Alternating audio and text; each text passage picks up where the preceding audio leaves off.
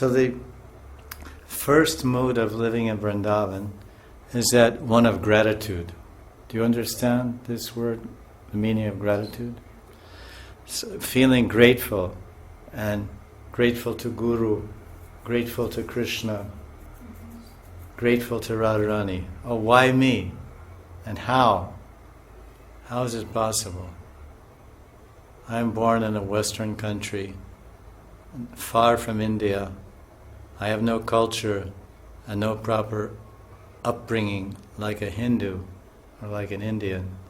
But here I am. Even Indians that live in India and Maharashtra or other parts of India, they're very fortunate. They have very high birth, oftentimes good birth, Brahmin, Kshatriya. And they're handsome and beautiful and wealthy and educated.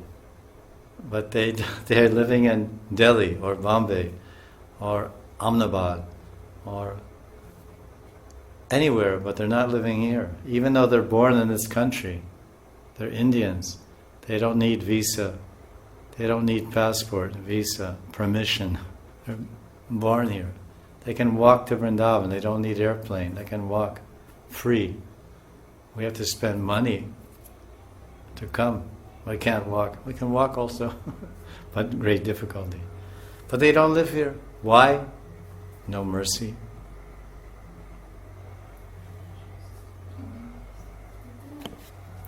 I'm not very complicated. I'm very simple. So it's mercy. We're grateful. So that you're carrying with you. It's just like you don't.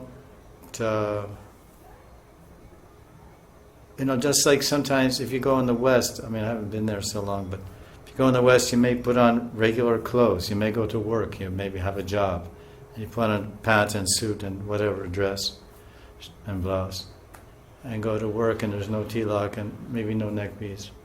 So you're working in an office, ordinary, materialistic person, but inside you're carrying the identity. I am Krishna Das, I'm Krishna Dasi. This is your identity. It's always there, wherever you go. You're in the office, they're joking, they're speaking prajalpa, news, politics, sports, boys, girls, adventure, Bollywood, Hollywood. And you talk this, that. But inside, you never forget, I am a devotee. My identity. So you're doing what you have to do, your karma, your activity. But inside, you're always thinking, I'm so fortunate. So that's why this concept called aparad means that which displeases, makes someone unhappy, or makes someone uncomfortable. That's called aparad. Aparadha, against the pleasure, against the happiness. So it's not so much, it's not even speaking loudly, or it's not even being angry at another devotee. It's the attitude, it's the bhav, it's the feeling that determines, is this aparad or is this not aparad?